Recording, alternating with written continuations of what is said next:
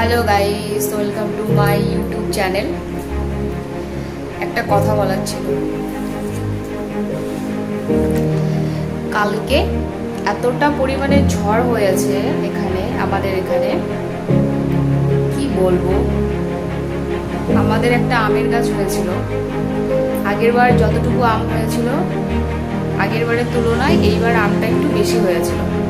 আমরা খুব খুশি যে হ্যাঁ, এতটা আম হয়েছে, আম খাবো এবার বাড়ির গাছের আম। আর আমটা খুব টেস্টি, খুব মিষ্টি। কিন্তু এতটা পরিমাণে ঝড় হয়েছে, মানে গাছটা পুরো ভেঙে পড়ে গেছে। আর তারপরে কি করার, আর সব আমগুলোকে নিয়ে এসেছি।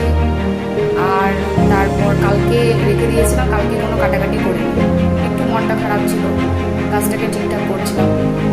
আজকে দুপুর টাইমে আমগুলো যখন দেখছি, মানে এত খারাপ লাগছে, হয়তো বলে বোঝাতে পারবো না। তোমরাই দেখো আমগুলো আমি কি করব।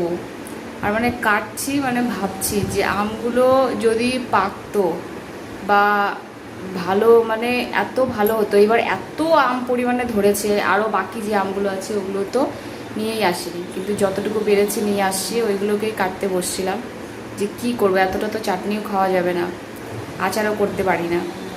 ভাবছি যে সবগুলোকে কেটে কেটে, যেমন যেসব চুনা ভুনা বানাই ওই সব বানাবো, তো তাই কাটতে বসছি। সেটাই ভাবছি যে একটু শেয়ার করি। দেখো তোমরা, দেখো এক ঝুড়ি কেটেছি, ওইটাও কেটেছি।